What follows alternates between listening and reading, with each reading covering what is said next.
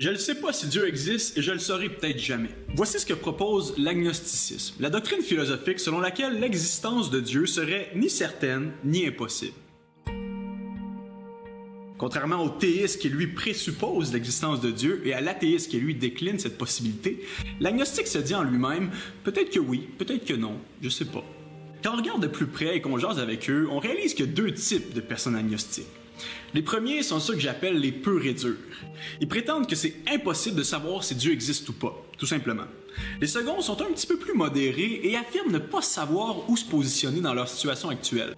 Il me semble que les purs et durs sont un peu intenses dans leurs revendications. Le fait de dire c'est 100% impossible de savoir si Dieu existe est en soi un énoncé plutôt dogmatique. Les agnostiques purs et durs sont des gens ordinaires, comme vous et moi. Ils peuvent pas tout savoir ce que tout le monde sait sur Dieu. C'est comme si quelqu'un vous arrivait et vous disait « Je suis tellement connaissant sur toute la métaphysique, l'anthropologie, la sociologie, la religion, l'histoire, le surnaturel, le spirituel, qu'après avoir fouillé les confins du monde, je vous annonce qu'on ne pourra jamais savoir si le bon Dieu existe ou pas. » Attends une minute, es-tu en train de dire que tu serais peut-être plus connaissant et plus intelligent que tous nos cerveaux réunis, que tu as la connaissance infuse? Je suis en train de croire que c'est peut-être toi, Dieu, l'intelligence suprême. Le deuxième type d'agnostique est un peu plus modeste dans sa démarche. Dans la situation dans laquelle il se trouve, et avec l'information qu'il détient, il dit avoir de la misère à se prononcer. Et en partant, il faut que je lui concède 2 points.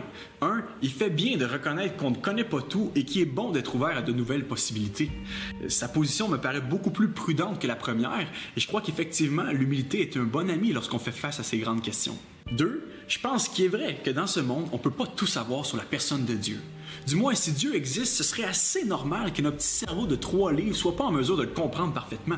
Et le message biblique dit pas le contraire, même qui nous invite à ne pas prétendre connaître les profondeurs de Dieu et la perfection de sa grandeur. Par contre, il y a plein de choses sur lesquelles on ne sait pas tout et ça ne nous empêche pas d'affirmer leur existence avec un haut taux de confiance. On n'a pas besoin, par exemple, de tout savoir sur les cellules humaines ou sur les électrons pour savoir qu'ils sont bien réels. On n'a pas fini de sonder l'univers et les galaxies autour de nous, mais on est certain qu'il y en a. On ne sait pas toujours comment la peur, la joie ou le courage fonctionnent, mais on sait qu'ils sont là lorsqu'ils sont là. Et c'est un peu la même chose pour Dieu. Ce n'est pas parce qu'on ne peut pas l'emboîter dans notre petite matière grise qu'on est voué à l'ignorance complète et condamné à l'incertitude. Peut-être que la bonne question à se demander n'est pas tant est-ce qu'on peut connaître Dieu de manière exhaustive, mais plutôt est-ce qu'on peut savoir quelque chose sur lui? Est-ce qu'on peut en connaître suffisamment sur sa personne pour croire en lui, pour faire preuve de foi à son égard?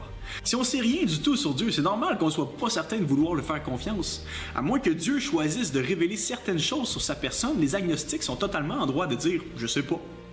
Pour nous rendre coupables de ne pas croire en lui, il faudrait que Dieu se révèle à nous avec une évidence telle que tout le monde aurait suffisamment de données pour prendre un choix éclairé. Il faudrait que Dieu se fasse connaître à chaque être humain à un point tel que la neutralité serait impossible devant lui.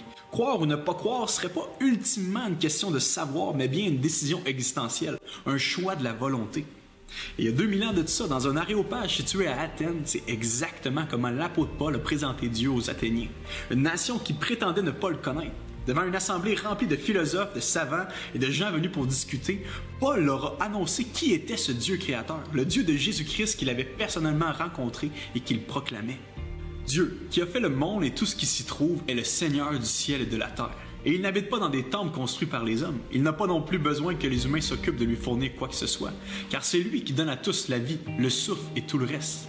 À partir d'un seul homme, il a créé tous les peuples et les a établis sur la terre entière. Il a fixé pour eux le moment des saisons et les limites des régions qu'ils devaient habiter. Il a fait cela pour qu'ils le cherchent et qu'en essayant tant bien que mal, ils parviennent si possible à le trouver.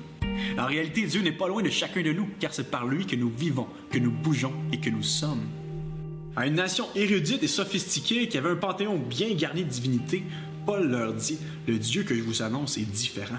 Il est le créateur et le seigneur de chaque parcelle de l'univers et il n'est pas dépendant de vous.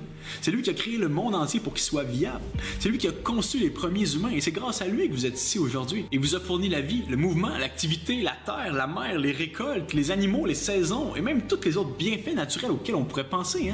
Le plaisir, la bouffe, le rire, les beautés de ce monde, les relations, la sexualité, la science, le sport, l'ingéniosité humaine, la capacité de créer et la liste continue.